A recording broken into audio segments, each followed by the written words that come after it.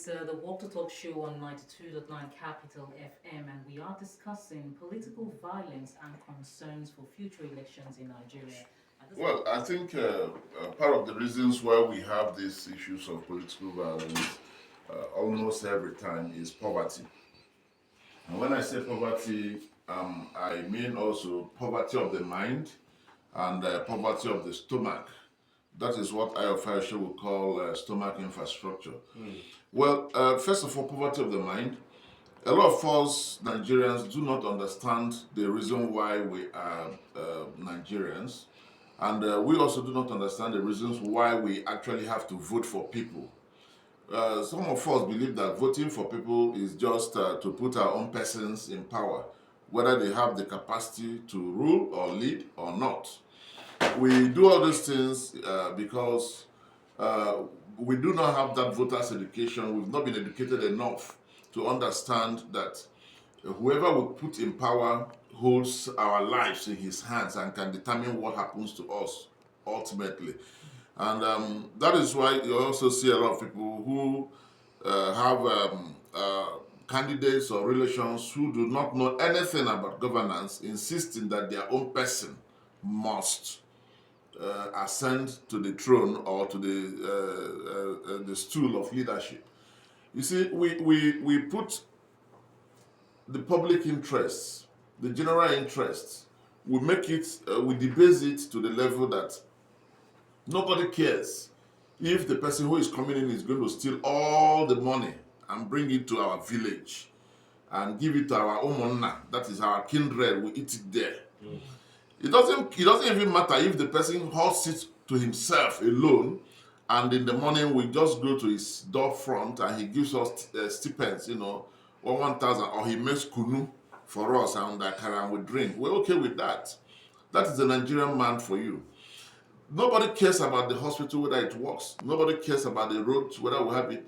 At Nigeria, 64 years, we are still talking about NEPA, no light. You go to AEDC office, they are running on gen. And this is a country of 64 years old or more. Now, these are all the reason why we continue to have this violence. We do not understand. We don't know who the person we are voting in, what is he going there to do? We think it's our turn to pack the money. And of course... Let's bring the Oshun issue into perspective. Yes. What do you think are the issues? Well, it's the same thing. It's the general issues. Poverty of the mind, poverty of the stomach. People are also hungry and poor. So they are prepared to give out money and receive small money and put whoever they want to put in power.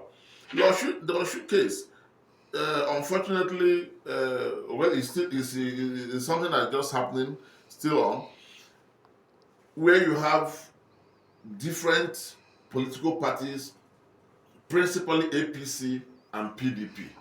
Those are the principal parties and the principal actors in Oshun election. They are the ones fighting. They are the ones causing the trouble. They are the ones going from one court to the other, obtaining judgment upon judgment. They are the ones who have bastardized our judiciary. They have bastardized the voters. They have bastardized our sanity, both educated ones and uneducated ones. Everybody has been messed up. That is what is going on in Osun State, and it's like that in every other state. If you call for election today in Abuja, you are going to see similar things happening. So what are the factors that contribute to conflicting judgments from courts of coordinate jurisdiction in Nigeria, especially in political matters? Would you say it's still the... You see, the people get the kind of leadership they deserve. Our judges are not different from the ordinary members of the society.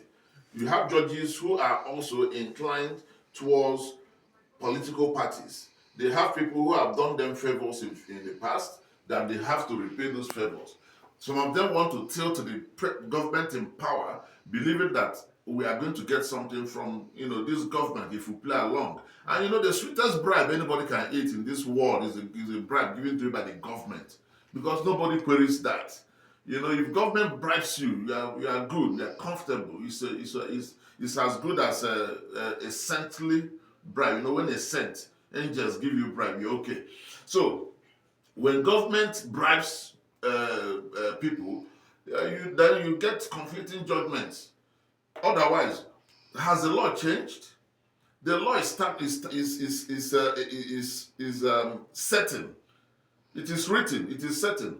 Facts are also certain. But you see a situation where a particular government will say, okay, because we are the ones in power, then all the judges, of course, are under my control, so to say, which ought not to be. But because of that poverty mentality of even our judges, we tend to forget that we are supposed to be independent umpires.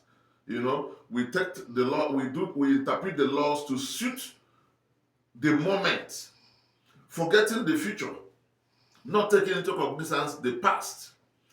Then a court will give judgment. Then somebody will say, okay, since you think you have a judge in Oshun, for instance, let me travel to Elisha, go and get my own person to also give me my own judgment. I'm surprised nobody has taken one to Sokoto Federal High Court to get a judgment from there. It has always been like this in Nigeria, and it's so unfortunate because it messes up the entire judicial system. It messes up the integrity of our courts. People now feel, look, going to court is just a way of, it's just um, for the sake of going to fulfill all righteousness, not because you trust in the integrity of the court you are going to, but because that is the only option left to you. Otherwise, that is the reason why Jonathan, for instance, refused to go to court, because he has said, look, if you go to court, all these things, they've already been planned, so let them take their turn and go, let me go and rest. Jonathan threw in the towel and moved. Otherwise, if he had wanted to express himself as president, he would have done it and nothing would have happened. The only thing would have happened is people would have died. And people dying in Nigeria is not anything new. After all, life in this country is one kobo. So if 200 or 300 people die more, well, what's there? Provided I remain the president. That makes a very, very bleak assertion of. Yeah, that is the situation we find ourselves. Is there not somebody who said that if he doesn't win, the baboons and the blood will flow? So that is the country for you. What ways can the judiciary effectively address this issue to ensure consistency in its ruling? Well, the judiciary need to first of all be both financially and physically independent. Do not, you see, when budgets are made, first of all, the budget for the judiciary should be allowed by the judiciary to be disbursed by the judiciary. These ideas of governors buying cars for judges, paying their extra code to travel for holidays, like the one Wike is trying to do, build house for judges, all those things should stop. Those things are caging the minds of our judges. You make them so dependent on you that they look up to you for pretense.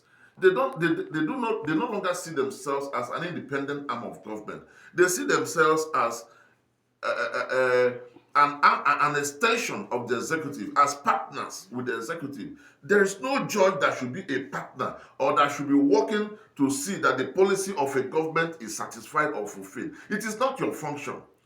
Are you not watching the American situation? Donald Trump makes what he calls executive order, and the judge will tell you, no, you cannot do that.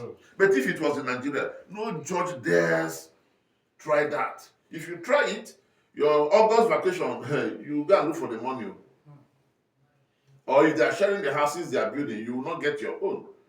So these things, we must, first of all, make our judges practically independent, completely independent. And then we must put it in their head that they are supposed to be impartial umpires, that they are not an extension of government.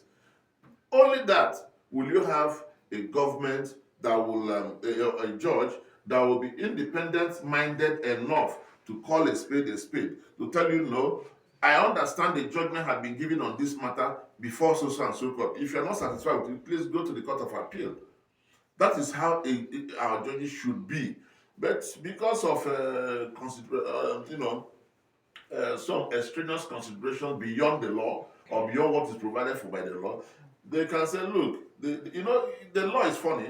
The law is an ass and is blind. So the law can decide to be an ass under that situation and tell you, look, I am not bound by the decision of my learned brother. I will give my own decision. Then you can go on appeal. But that shouldn't be. Once a court has given an order, if you're a court of coordinate jurisdiction, for goodness sake, allow that judgment to stand and let it be tested on appeal. Instead of wasting precious time of litigation, precious resources, money. Because every sitting a judge see, there is money going on there. The papers you are writing, the human beings that are engaged to work, the time, the electricity, everything there is money.